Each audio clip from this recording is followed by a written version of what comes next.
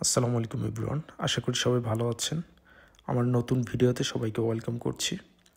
আজকের দিনটা আমি কাউকে দেইনি, না অফিসকে, না ফোনকে, না দায়িত্বকে।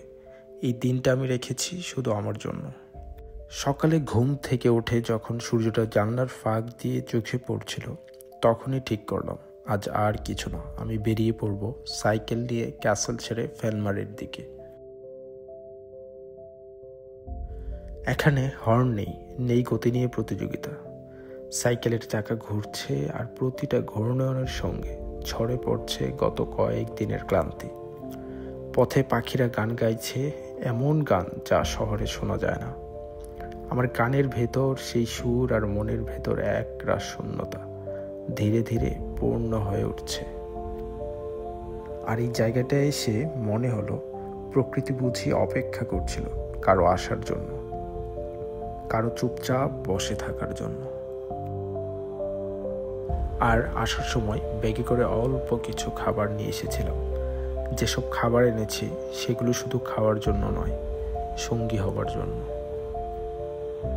আমরা প্রতিদিন কোথাও না কোথাও যাচ্ছি, কারো জন্য, কিছু পাওয়ার জন্য অথবা কিছু হারানোর ভয়। কিন্তু নিজের কাছে যাওয়ার পথটা যেন ধীরে ধীরে ভুলে যায়। আর এই জন্যই হয়তো কবি জীবনানন্দ দাশ বলেছিলেন, 1000 বছর ধরে আমি পথ হাঁটিতেছি পৃথিবীর পথে, সিংহল সমুদ্র থেকে নিশীথের অন্ধকার মালয় সাগরে। অনেক ঘুরেছি আমি বিম্বিসার অশোকের ধূসর জগতে, যেখানে ছিলাম আমি আরো দূর অন্ধকার বিদর্ভ নগরে। আমি ক্লান্ত প্রাণে, চারিদিকে জীবনের সমুদ্র সফেন।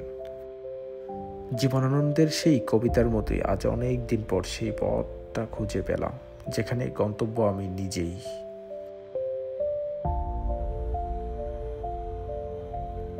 এখানে যে শুনশান নীরবতাটা বিরাজ করছে, এই নীরবতাটার সঙ্গে কথা বলা যায়, কোনো শব্দ ছাড়াই অনেক কিছু বলে ফেলা যায়।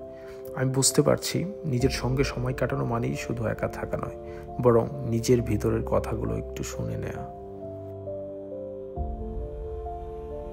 আর তাই তো আজকের দিনটা আমার মনে থাকবে, কোনো ছবি বা ভিডিওর জন্য নয়, বরং এই দিনটা থাকবে আমার মনের ভিতর, একটা স্পর্শ হয়ে, একটা বিরতি হয়ে। সবাই ভালো থাকবেন, সুন্দর থাকবেন। দেখা হবে পৃথিবীর কোনো এক প্রান্তে অন্য কোনো ভিডিওতে। আল্লাহ হাফেজ।